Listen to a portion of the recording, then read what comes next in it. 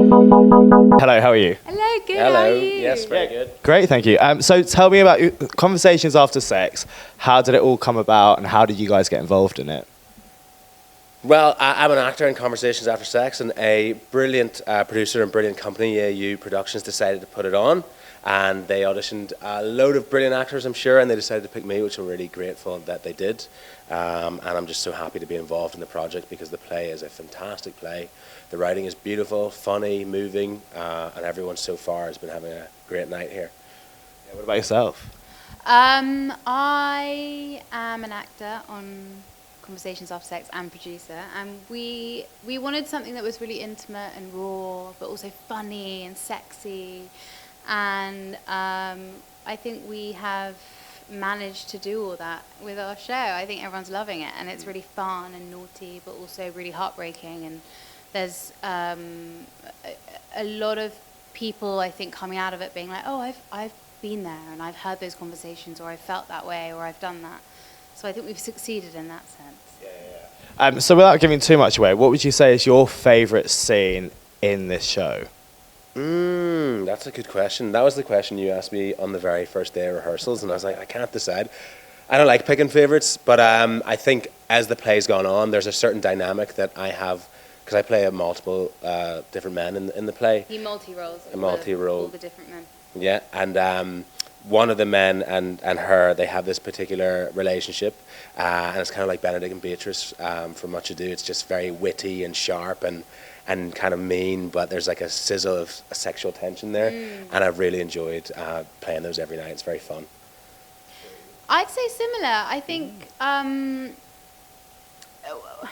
all the men that Julian so successfully represents, there's about, how many in total is it? I think there's 9 different There's men. 9 different men. And I think she has such a different dynamic with all of them, but I think what's so fun, again, is as we develop into the show, it kind of gets like wittier and sexier and naughtier and like nastier. So we kind of see all of that unravel towards the end. Yeah, I'd say character A is Favorite to be with?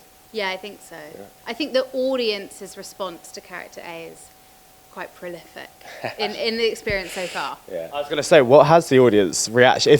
I mean, I haven't seen the play yet, but is there scenes where audience do kind of have a little gasp at? Because I went to a play recently and I wasn't expecting certain scenes in that play, so I started getting a bit giggly. Yeah. My friend was like, "Why are you giggling?" And I'm like, "Ah."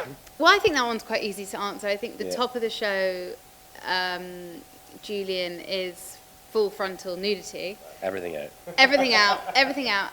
But it's also really, it's done in an authentic way. Like it gives justice to what Mark O'Halloran's written, who's an amazing Irish playwright, and it essentially just shows those intimate moments, those really real intimate moments where you kind of have just, you know, you're in the post-coital situation, and someone's trying to get out, especially in the beginning scene. And it's really funny. Yeah. It is shocking, though. I think, especially for a British audience. Yeah, well, that's we get a lot of gasps. There's gasps, for sure. It's the most justified nudity I've ever read in a play, though. I mean, I wouldn't have agreed to do it if I didn't think it was necessary. And it's really well done, and it creates something for the audience, and it creates something for the actor as well. Myself doing it, having to think about doing that the whole way through the process. But yeah, you definitely get gasps. The older audiences, I think younger audiences, they're very shocked. Yeah. And then you get consistent. Yeah. Oh dear. Yeah. From each side. And there might be a wiggle. There might be a wiggle. There might be a wiggle.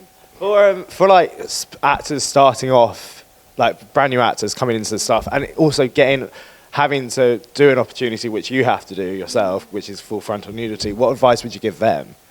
It can be probably quite daunting. Yeah, it is very daunting. I think we had an excellent intimacy director on the thing, Joe. What was Joe's last name? I would like to say her name fully. Nastari.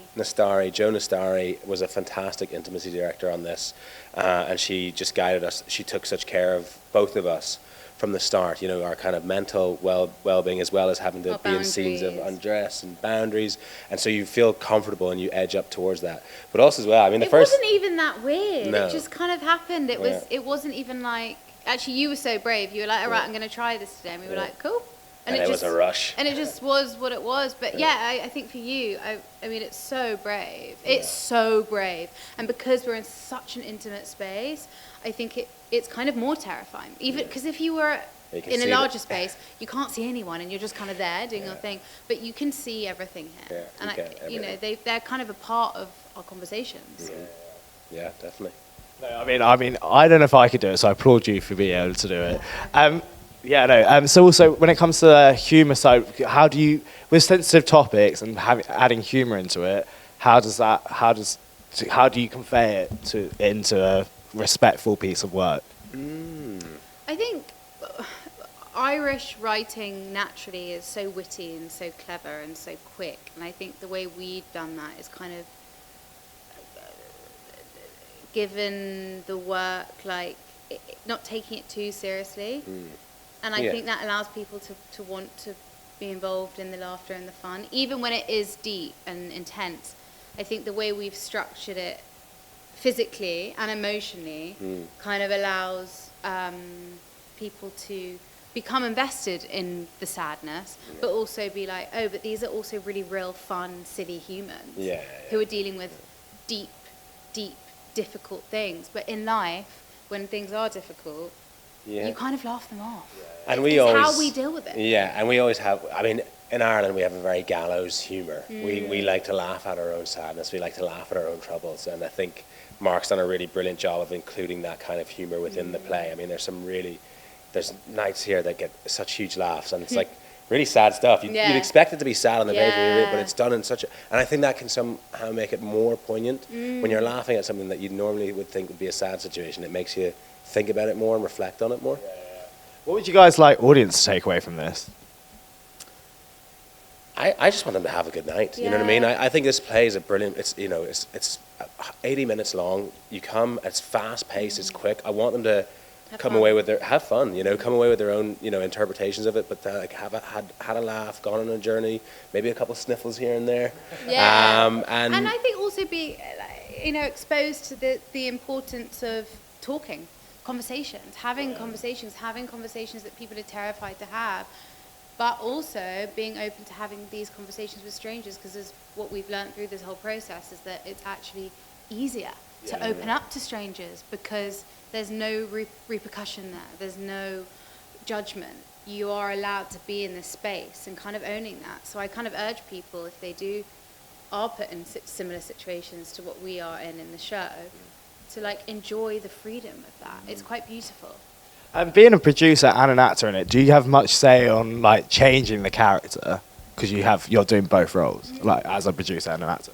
I think it's challenging. I think there have definitely been moments of despair, but I think that is natural. And I think what's so amazing about being on both sides is understanding what we need as actors and bringing that to the show, and understanding that we need to have coordinators and we need to take time here and we need to relook at certain scenes because this isn't feeling right, and the freedom to do that. And I think Jess Edwards, our director, is so amazing. She's so giving. She allows us to bring things. She's really open, and I think that was imperative for me as a producer to bring that to the show. Olivia is a very talented actor and a very talented producer. I was very impressed watching her do both jobs throughout, because so sweet. Yeah, it's a lot. I couldn't imagine. What I mean? It's a lot. She did it so well. It's a learning curve. What's it like playing at this theatre as well, and in Finsbury Park? I love it. I love it as well, yeah. I worked in this theatre in the bar 10 years ago, so it's so funny coming back here after all these years and being an actor now. When I first came to London, I was working in this bar and seeing actors and thought, that's going to be me one day, and now here I am, and it's nice to come back and work for the same audience who I actually built a relationship. I know the patrons of this theatre, I know what they're like, and now having them come see this show, it's really fun to give them something like that, and to see them enjoy it as well is really great. And it's a lovely area. I actually know quite a lot of actors that do work in theatres as probably behind the bar or front of house, and they do get discouraged sometimes. But what advice would you give them? Because obviously they're there because they want to become an actor, and they're not having got that chance yet. But what advice would you give to people like that? I would just say keep going, and keep trying as hard as you can, and I think when you're in that situation, it can feel so far away. I mean, I remember moments in this bar, it felt so far away, the idea of being on one of these stages, and it was very hard. And I think you just have to trust and keep doing your work and plying your craft and plying your love for acting, and hope that eventually something falls in your lap that's right for you. Yeah, I'm very grateful to be here now. Yeah, I think I agree. Resilience. I think you have to be resilient. If you aren't dedicated consistently, it's not for you. I think it's a craft. You got to keep working at it, and you got to bloody love it, because it's not easy, and it will take time. It takes time. And also, if you're not getting the work your way and you have the ability to make work, make it. If you can, if you're not too scared, don't be scared. Because the worst thing that can happen is that you try again. You can't be, you got to break down those scary walls. Because at the end of the day, like, what is the worst that can happen? Nothing. Exactly, yeah. And then 2 quick last questions. What would be your dream role in either theatre or film? My dream role in theatre at the moment would be Ariel in The Pillow Man. I would really, really, really love to play that role. And yeah, You'd be amazing in that. Thanks. Yeah, so I'd really love to do that. Probably Simon Stone's Yerma. I've done it before, but I'd love to do it on a bigger scale.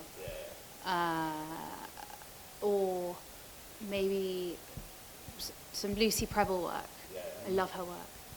And then lastly, what can we expect from you guys in the future? More acting, more acting. More I mean, work. yeah, exactly. Yeah, I love the theatre, and I want to continue doing great stuff in London theatre and Irish theatre, Dublin, and Belfast as well. Yeah. I think the broader mission for You Productions is to make more work, more exciting, new writing. I'd love to explore younger kind of demographic as well for theatre. I think it's so important. And new stories. Yeah. Guys, thank you so much, and best of luck for the rest of the run. Yeah. Cheers. Thank you so Thanks. much.